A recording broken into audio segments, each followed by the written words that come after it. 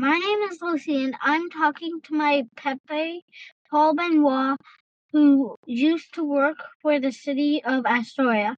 Pepe, tell me about the project you worked on for the city. All right.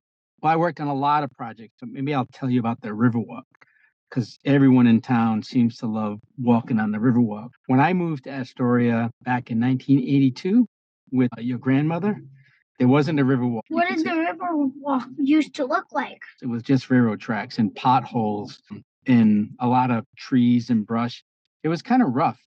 I liked it. It was kind of fun for me, but you couldn't ride your bike. Families wouldn't go use it. What was it used for? There used to be a train that ran on the tracks, not very often. In the old days, it used to run a lot. The railroad tracks run along the whole riverfront, and they were owned by the railroad company, which was the Burlington Northern Railroad. Back a long time ago, the railroad was really active. They took passengers from Portland through Astoria all the way to Seaside. You could take a train to the beach in Seaside. And then after that, there was the plywood mill. They call it Mill Pond Village now, but it was a plywood mill on the waterfront, and trains would come to pick up plywood and take it to Portland. But trains probably only came once a month, twice a month. It was very infrequent. So basically, it wasn't used. The railroad owned it. They were keeping it, hoping that maybe someday something would change that would give a reason for a lot of trains to come. But the railroad didn't take care of the Riverwalk.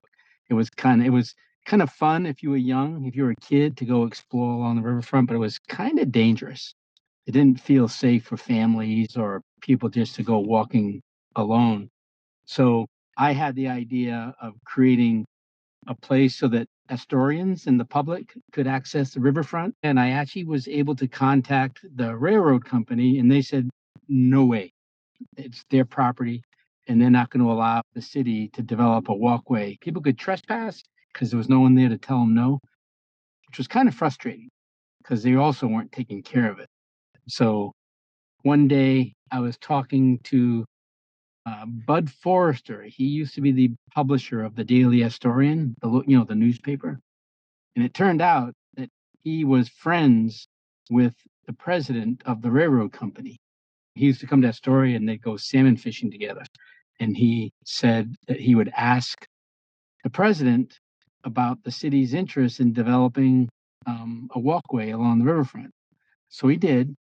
And it turned out the president thought that was a great idea because at that point, trains weren't running anymore. And it was just a big problem for the railroad to have to own that property. We filed some paperwork with the railroad to establish it as a Rails to Trails. There's a national program that allows railroads to transfer rights of way to cities or not for profits so they can develop trails and pathways. They gave us the whole right of way. I think it's for $50. That was all. And it's like 5 or 6 miles long, goes from Tongue Point all the way to the port of Astoria at Smith Point. The challenge, though, was the city didn't have a lot of money. We applied for grants and we saved our money.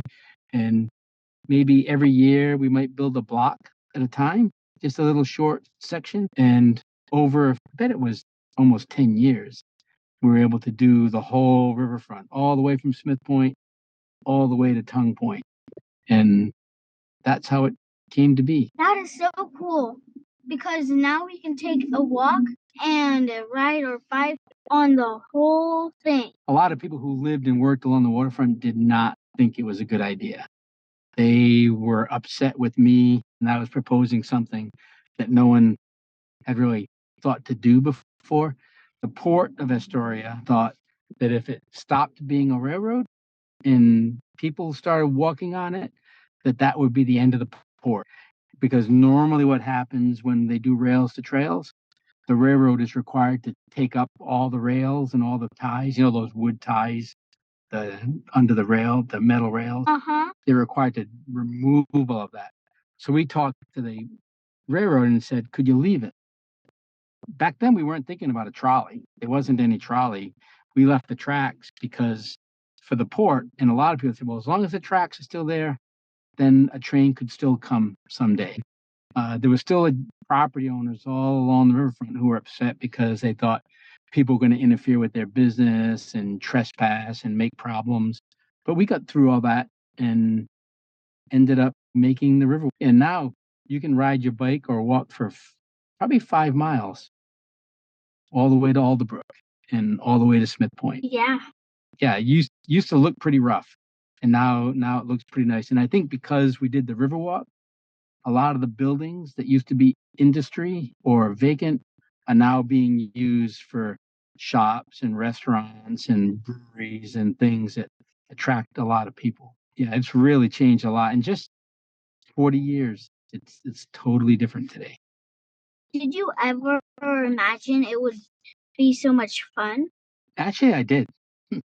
I always had that idea in my head that if we did it, it would just be fun for everyone. It was fun back in the old days, but it was fun only for a few people. But now, like you and your brother, your mom and dad, and families with your grandmother and I, we can all enjoy it. And I kind of imagined that would happen, but I was surprised. I remember driving into Astoria, and we were coming like from Warrenton into Astoria.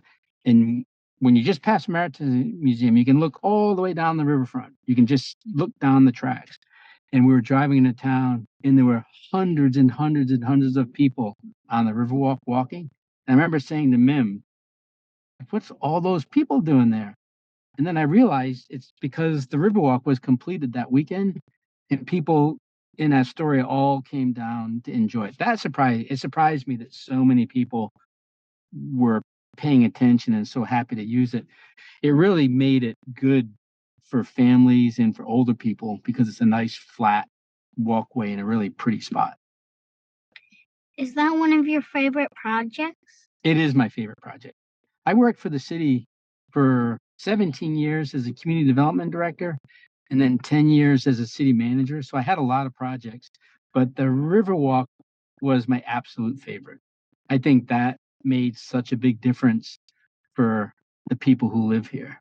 But then it turned out that people who visit love it too. So it really helped the businesses, helped downtown. That's the one project I'm most proud of. There's a picture of you with my dad when he was little walking on the track. It was before the Riverwalk went in there. That was a lot of fun, but now it's a lot easier because that back then, I don't think the trail was in place, and now it's a lot safer and easier. But yeah, you remember that picture? Yeah. It was in the Daily Historian probably more than 30 years ago. So you have a good memory. You told me you didn't have a good memory. Yeah. Yeah. Thank you for talking about that with me, Pepe. You're welcome. If you have any other questions or want to know about anything else in that story, you just let me know. Okay. Okay.